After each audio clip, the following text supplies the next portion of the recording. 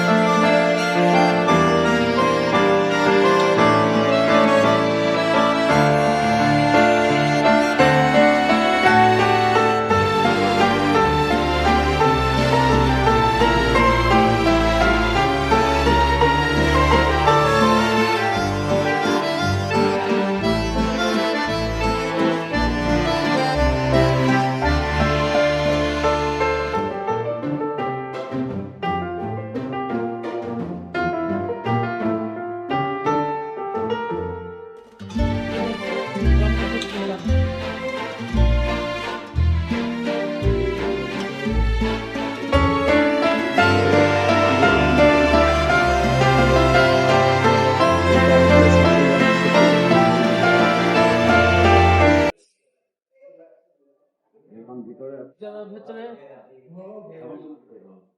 ভেতরে দেখাচ্ছি।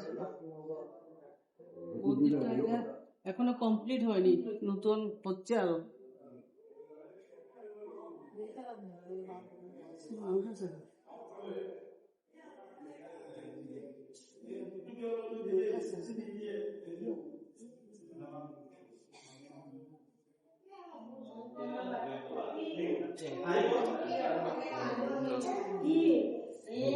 এই যে পঞ্চপাণ্ডব, ওই যে এখানে গণেশের মূর্তি স্থাপন করে ওনারা পূজা করেছিলেন।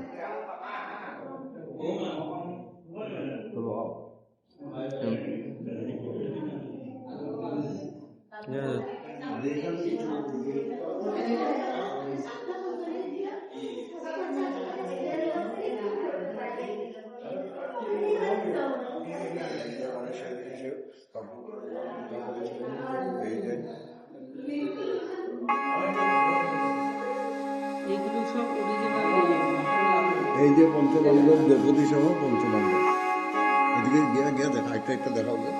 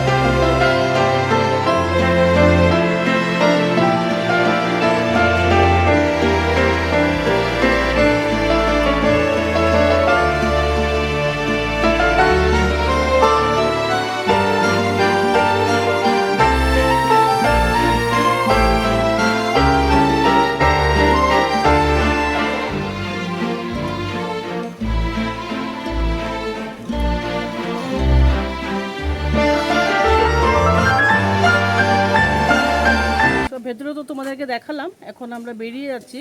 বেরিয়ে গিয়ে এখন আরেকটা জায়গাতে আমরা আরেকটা মন্দিরে যাব। তোমরা চলো আমার সাথে, তোমাদেরকে দেখিয়ে দেবো কোথায় যাচ্ছি, কোন মন্দিরে।